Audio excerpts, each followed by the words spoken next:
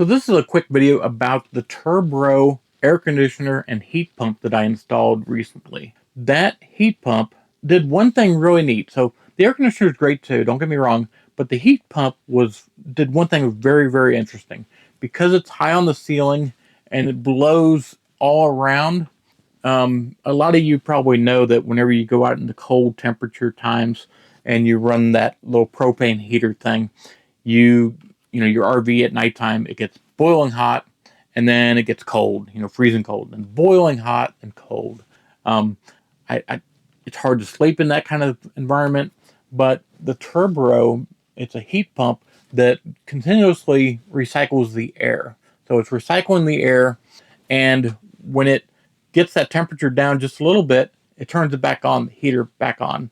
So you don't get cycles of noise kicking on and off. It's just a consistent blowing noise.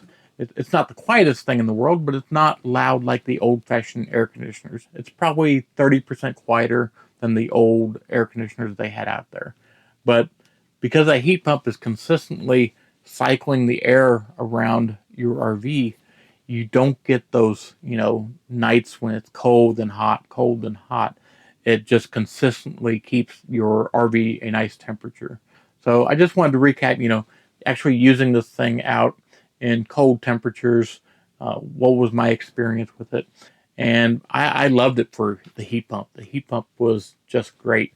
And plus, because it's a heat pump, it was low wattage of draw. So it's probably drawing about 700 watts of power draw on the battery that I'm running it on.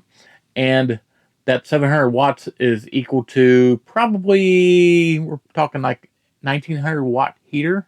So it heats really good and it doesn't draw as bad.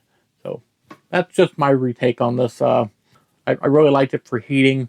Air conditioning, it's good too. Don't get me wrong. It's a really great air conditioner. But I really loved it for heating because consistent temperatures.